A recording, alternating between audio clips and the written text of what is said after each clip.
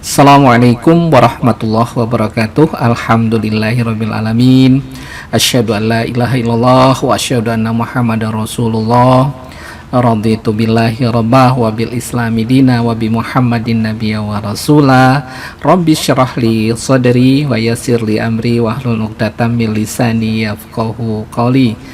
Halo, apa kabar semuanya? Semoga Anda semua di mana saja Anda berada selalu diberikan rezeki yang barokah, kesehatan tentunya, beserta keluarga Anda juga ya. Alhamdulillah kita berjumpa kembali ya. Kita akan membahas sesuatu yang sangat penting yang kadang kita melupakannya ya dalam pengembangan peternakan kita, pertanian, yaitu kita akan bicara tentang genetika ya. Kita banyak subhanallah, Allahu Akbar ya, punya banyak plasma nutfah yang ada di sekitar kita. Alhamdulillah di Indonesia sangat luar biasa banyaknya.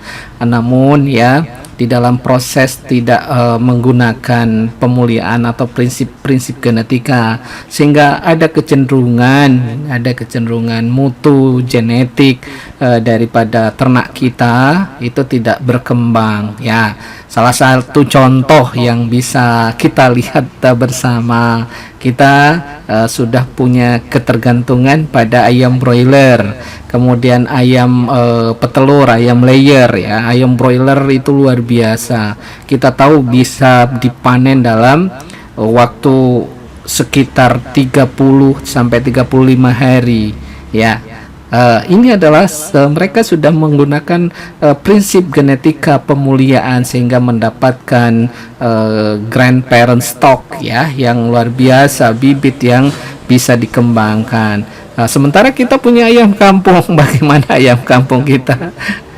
Untuk jadi sekepal tangan besarnya atau segenggam tangan itu butuh 6 bulan. Ini yang harus kita ini. Tapi kita harus optimis ya.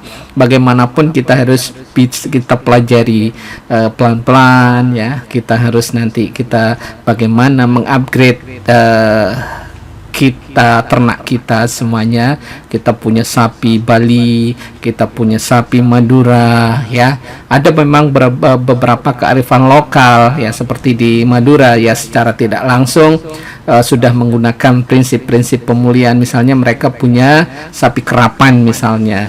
Sapi kerapan itu adalah salah satu kearifan lokal yang mereka secara sadar atau tidak sadar mereka sudah melakukan seleksi ya yang baik, terus dan nanti dihasilkan sapi-sapi yang baik tentunya. Ya mudah-mudahan ini nanti kita kembangkan untuk yang lain. Kita pelajari secara bertahap ya. Pokoknya kita harus optimis, harus terus kita berusaha apa yang bisa kita lakukan untuk sumbangsi agar kedaulatan pangan, ketahanan pangan bisa kita dapatkan ya untuk kesejahteraan semuanya.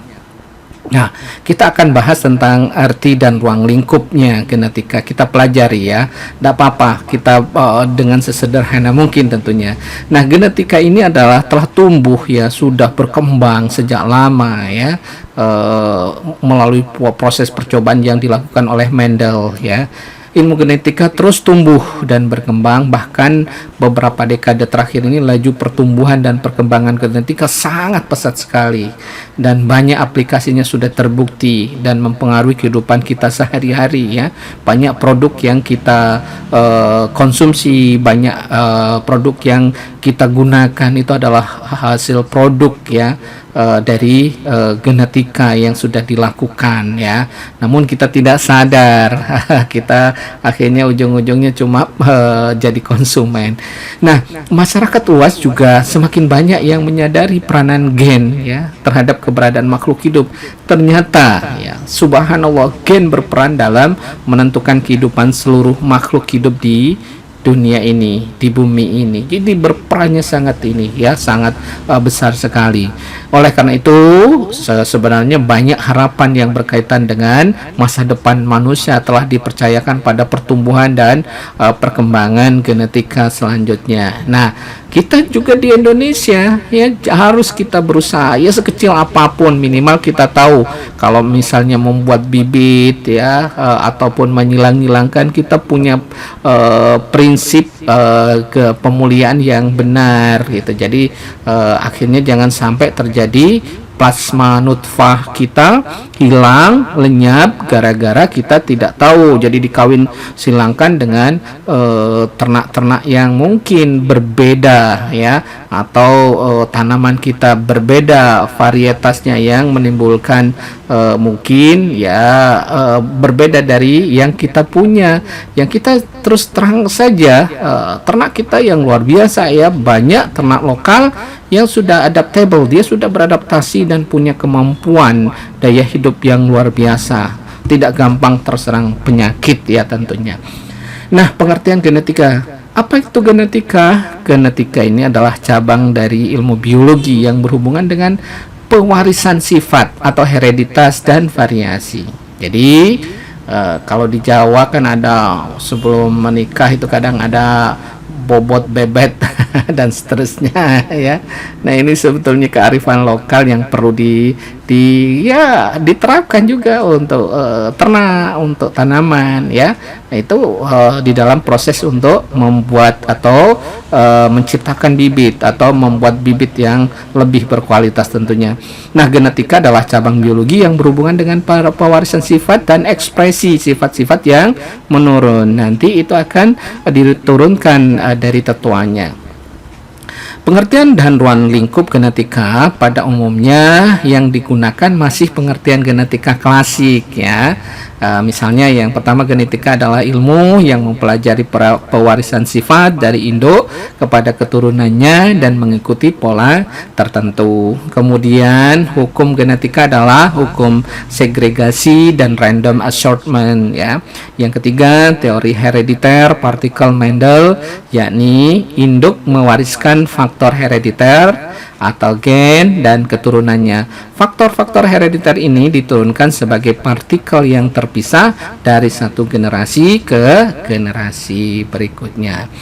Yang berikutnya adalah teori Mendel, sangat penting bahkan dijadikan dasar dalam memahami genetika dan dilakukan analisis atas pola-pola pewarisan sifat genetik. Nah, yang kelima, hereditas itu apa? Adalah penurunan sifat dari induk ya kepada keturunannya. Ya, kalau pada ternak ya kita berharap sifat-sifat produktivitas yang tinggi, misalnya segala macam ya, produksi telurnya bisa tinggi misalnya ya, pertumbuhannya bisa tinggi, seperti ayam broiler itu cuma 35 hari sudah bisa kita panen. Nah, itu adalah hasil seleksi ya.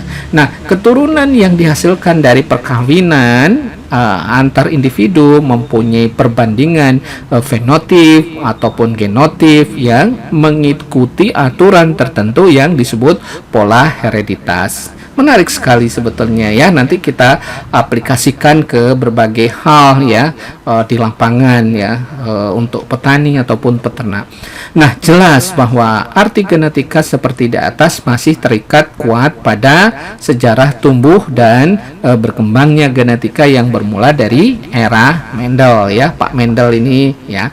Dalam hal ini memang benar bahwa substansi kajian yang dilaporkan Mendel adalah seputar pewarisan sifat. Nah, pengertian genetika saat ini berdasarkan perkembangan genetika molekuler ya, sudah maju lagi. Genetika adalah ilmu yang menganalisis unit keturunan dan perubahan pengaturan dan berbagai fungsi fisiologis yang membentuk karakter organisme. Nah, Apa itu unit keturunan? Disebut dengan gen, ya, yang merupakan suatu segmen DNA di oxyribonucleic acid, ya, yang nukleotidanya membawa informasi karakter biokimia atau fisiologisnya tertentu, ya. Nah, pengertian genetika ini sesuai dengan pengertian genetika yang dikemukakan oleh beberapa ahli. Misalnya, ya, genetika adalah cabang biologi yang mengacu atau denoted, ya, kepada studi tentang gen. Kemudian genetika adalah ilmu tentang pewarisan sifat yang mencakup struktur dan fungsi gen serta cara pewarisan gen dari generasi ke generasi. Nih, ya. Selanjutnya ada pendapat, ya, genetika yang mempelajari tentang gen.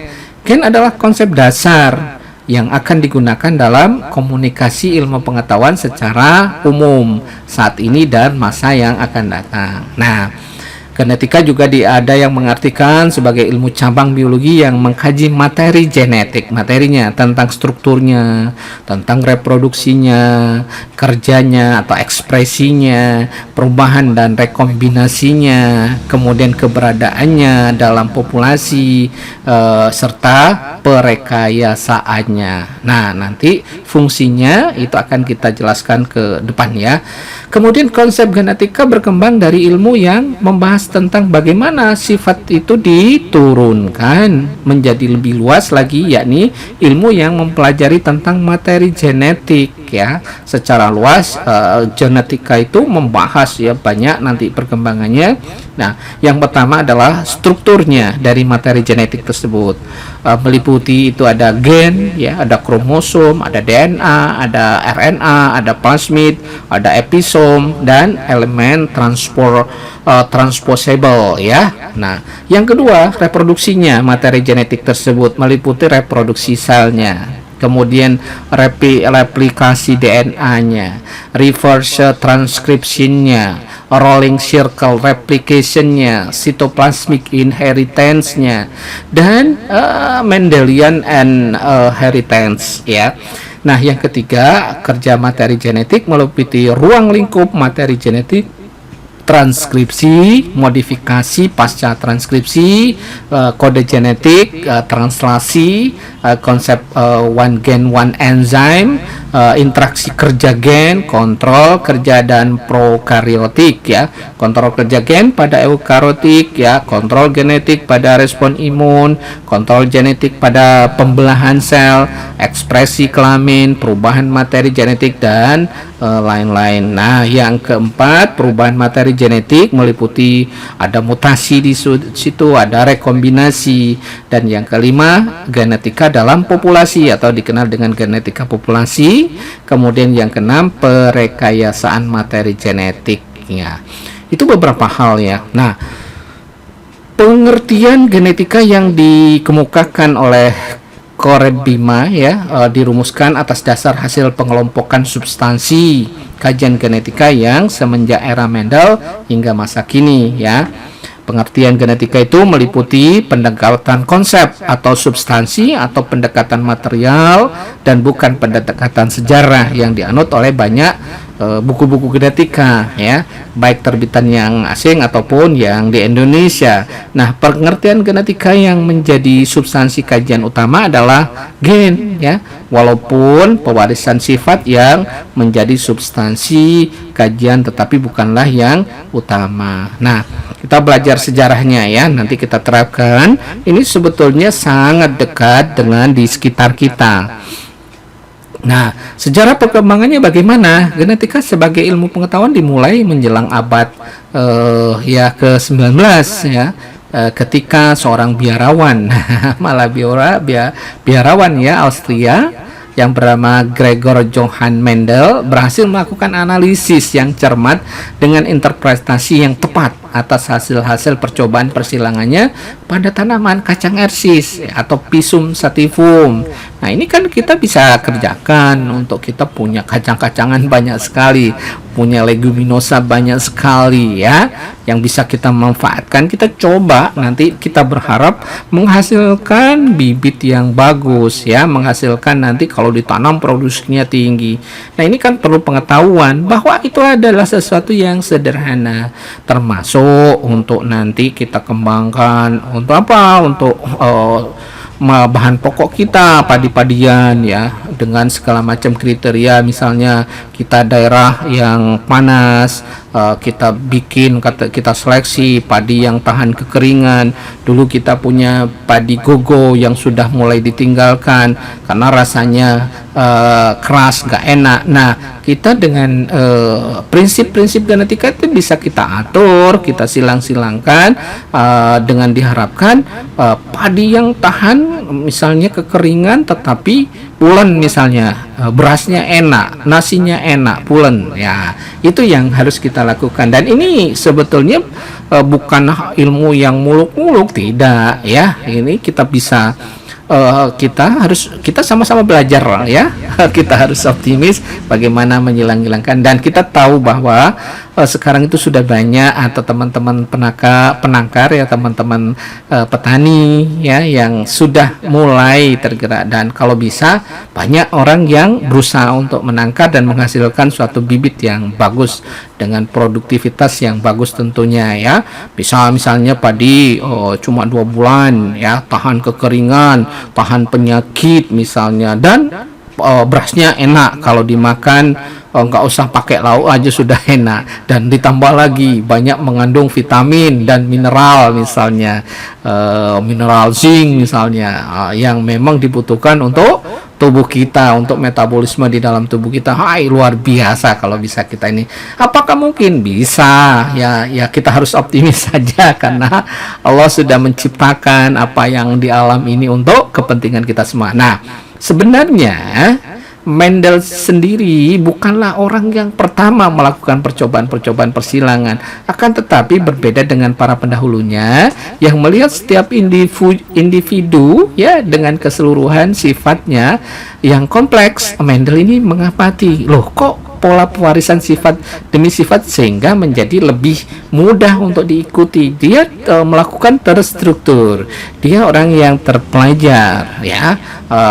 Dari pengalaman beliau dia melakukan sesuatu. Nah, deduksinya mengenai pola pewarisan sifat ini kemudian menjadi landasan utama bagi perkembangan genetika sebagai suatu cabang ilmu pengetahuan, dan Mendel pun diakui sebagai bapak genetika ya.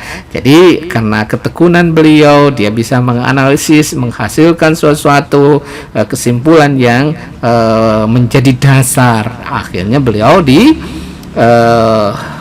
diakui ya, kita akui sebagai bapak genetika. Nah, karya Mendel tentang pola pewarisan sifat tersebut dipublikasikan pada tahun 1866 di Proceedings of the Bern ya, Society for Natural History ya. Namun selama lebih dari 30 tahun tidak pernah ada peneliti lain yang memperhatikannya. Baru pada tahun 1900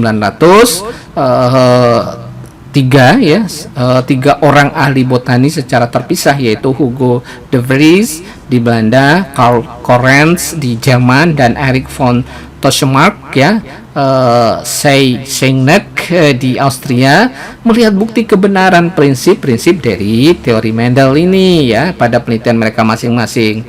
Semenjak saat itulah hingga lebih kurang pertengahan abad ke-20, berbagai percobaan persilangan atas dasar prinsip-prinsip Mendel sangat mendominasi penelitian di bidang genetika.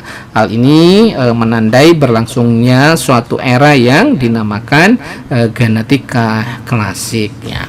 Nah, Pendekatan tradisional pada genetika telah mengidentifikasi apa itu gen ya sebagai dasar kontribusi karakter fenotip, karakter dari keseluruhan struktural dan fisiologis dari suatu sel atau organisme. Kemudian karakter fenotip seperti warna mata pada manusia ya. Kalau orang barat, Rusia, Eropa itu banyak yang berbeda dengan ini. Kalau kita kecenderungan kan warna mata kita kan warnanya hitam dan coklat ya, kalau mereka ada yang biru, ada yang hijau ya. Nah, kemudian resistensi terhadap antibiotik pada bakteri, kemudian pada umumnya diamati pada tingkat organisme. Nah, dasar kimia untuk variasi dalam fenotip ataupun perubahan urutan DNA adalah alhamdulillah, mohon maaf ya, dalam suatu gen atau dalam organisasi gen nih ya.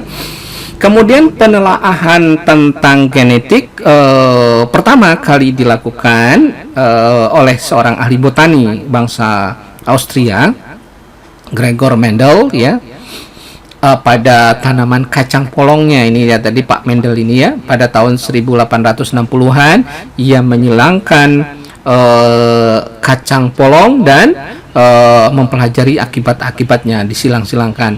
Nah, hasilnya antara lain sebagai perubahan pada pola warna, bentuk, ukuran, dan sifat-sifat lain dari kacang polong tersebut.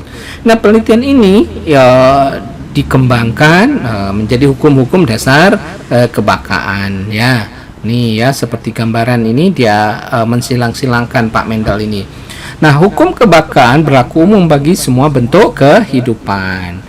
Hukum-hukum Mendel berlaku pada manusia juga organisme percobaan dahulu amat populer ya di dalam genetika, yakni misalnya mereka menggunakan lalat buah atau Drosophila ya.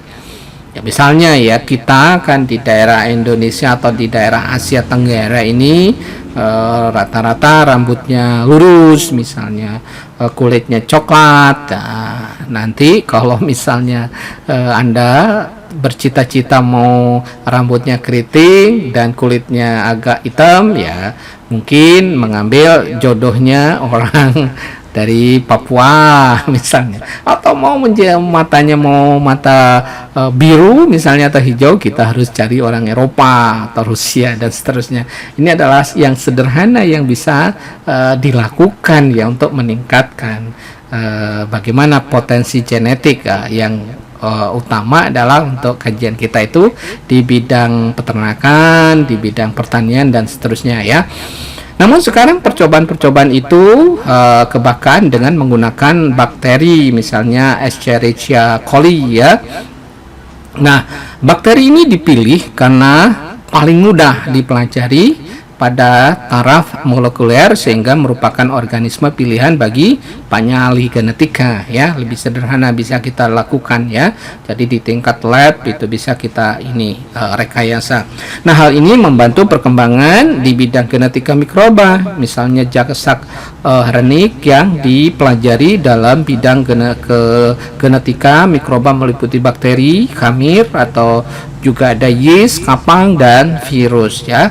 Dihasilkan suatu berbagai macam mikroorganisme yang bisa dimanfaatkan untuk industri ya, secara bioteknologinya bisa dikembangkan, termasuk untuk pengembangan sekarang itu di bidang nutrisi ya.